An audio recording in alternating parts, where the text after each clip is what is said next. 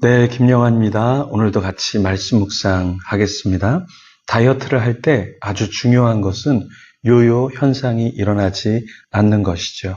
아무리 살을 빼도 유지하지 않으면 말짱 도루묵입니다. 다시 예전으로 가면 아무리 다이어트를 해도 허망하게 되죠. 도루묵의 기원은 이렇습니다. 임진왜란 당시 피난 중에 선조가 처음 보는 생선을 맛있게 먹었는데요.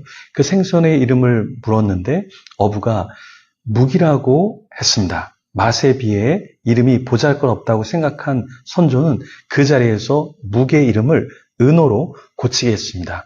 게다가 특산물로 바치도록 했습니다. 임진왜란이 끝나고 궐로 돌아온 선조는 다시 은어를 먹었는데요. 너무나 맛이 없었습니다.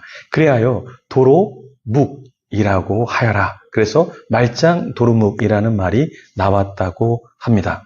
명성교회는 명성을 잃지 않으려고 했습니다. 불법 세습을 김의식 총회장을 통해 헌법을 어기면서도 5년 뒤 세습을 하면 가능하다. 이렇게 만들어버렸죠. 그런데 그런 세습을 지지해준 총회장은 불륜으로 지탄을 받고 있습니다.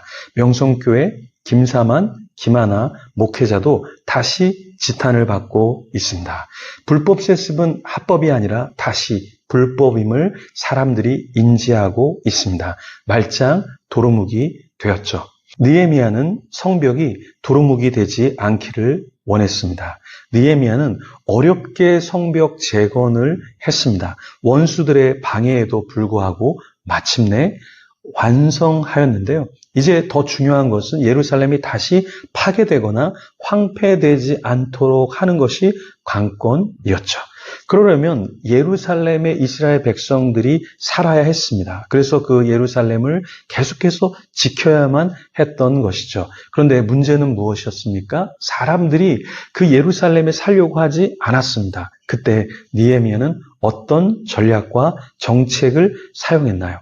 같이 오늘 느헤미야 11장 1절부터 9절까지의 말씀을 살펴보겠습니다. 먼저 느헤미야 1절에서 3절 말씀 같이 읽겠습니다.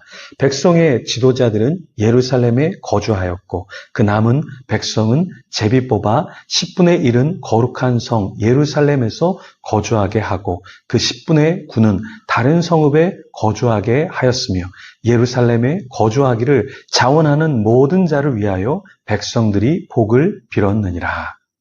이스라엘과 제사장들과 레위 사람들과 느디님 사람들과 솔로몬의 신하들의 자손은 유다 여러 성읍에서 각각 자기 성읍, 자기 기업에 거주하였느니라. 백성의 지도자들 그리고 그 남은 백성은 제비를 뽑았죠. 10분의 1을 예루살렘에 거주하게 했습니다. 왜 그렇게 했을까요? 다들 예루살렘에 거주하지 않으려고 했습니다. 그래서 지도자들과 10분의 1 정도 제비 뽑아 남게 하려고 했죠. 왜 이렇게 했을까요? 그 당시에는 자신들이 분배받은 땅에 머물러야 했습니다. 그런데 무엇보다 예루살렘의 대적들의 위협이 여전히 있었죠. 그러다 보니까 거주하고 싶지도 않았던 것입니다. 그래서 오히려 예루살렘은 방관되고 방치되었던 것이죠.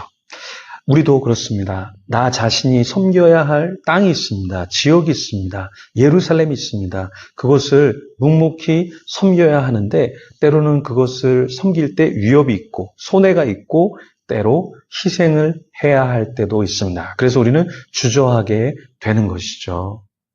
최근에 어떤 목회자들이 저를 찾아왔습니다. 그래서 자신들이 하는 목회에 대해서 이야기를 나누어 주었는데요. 그중에 묵묵히 해야 하고 희생해야 할 일이 있지만 그것을 선뜻 하게 되지 않았다고 이야기했습니다. 근데 돌아보니까 내가 어떠한 담임의 마음으로 어떤 담당자의 마음으로 그것을 했어야 했는데 미루게 되었던 그것이 후회가 된다고 했습니다. 그렇습니다. 때로 내가 담당자지만 내가 해야 할 일이지만 그것을 하고 싶지 않을 때가 있습니다. 하나님이 그것을 보여주시지만 하나님이 꼭 제가 그것을 해야겠습니까? 다른 사람이 하면 안 될까요? 이럴 때도 있습니다. 우리가 지켜야 할 예루살렘, 내가 섬겨야 할 예루살렘이 있다라는 거예요. 각각 주어진 성읍이 있지만 때로 하나님이 너 잠시 저기 가서 나의 예루살렘을 좀 지켜줘 라고 했을 때 과감하게 주님 제가 가겠습니다. 제가 섬기겠습니다. 이런 분이 있을까요? 우리가 섬겨야 할 예루살렘, 때로는 가고 싶지 않고 섬기고 싶지 않은 그 예루살렘, 우리가 자처해서 가면 좋겠습니다. 우리 이 본문의 3절부터 24절에 보면 예루살렘에 거주한 자들의 명단이 있습니다.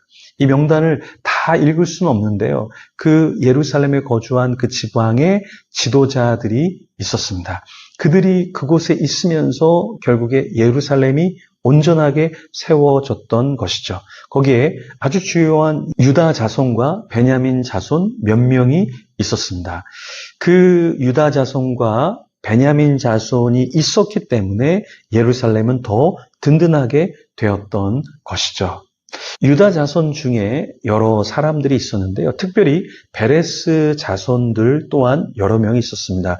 이 베레스 자손은 몇 명이라고 말하고 있냐면 468명이었다고 말하고 있습니다. 468명. 적지 않은 사람들이었고 어떻게 보면 많지 않은 사람들일 수 있지만 어쨌든 예루살렘에 거하면서 예루살렘의 용사로 그 지역을 지켰던 사람들이 있었다라는 것입니다. 거기에 베냐민 자손의 지도자들은 누구였냐면 7절에서 9절에 보면 살로와 갑배와 살레이었습니다.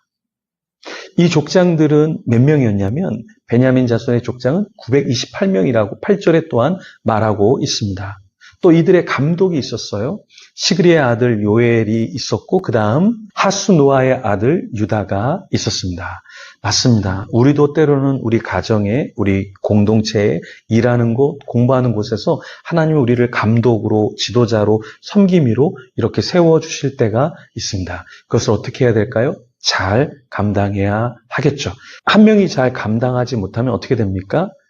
통합교단의 김의식 총회장처럼 한국교회 먹칠을 할 수 있고 데이비드 차처럼 한 선교단체를 통해서 한국 교계가 무너지는 듯한 안타까운 그런 일이 발생하기도 하는 것이죠. 나 자신이 무너지면 우리 가정, 그리고 또 우리 공동체가 무너질 수 있습니다. 그래서 여러분, 한 명이 무너지는 것은 한 명이 무너지는 것이 아니라 그 가정과 공동체가 무너지는 것입니다. 그래서 더 우리가 기도하면서 깨어 있어야 할 줄 믿습니다. 우리 이 시간에 같이 기도하며 하나님 앞에 나아가겠습니다. 개인적으로 기도하겠습니다.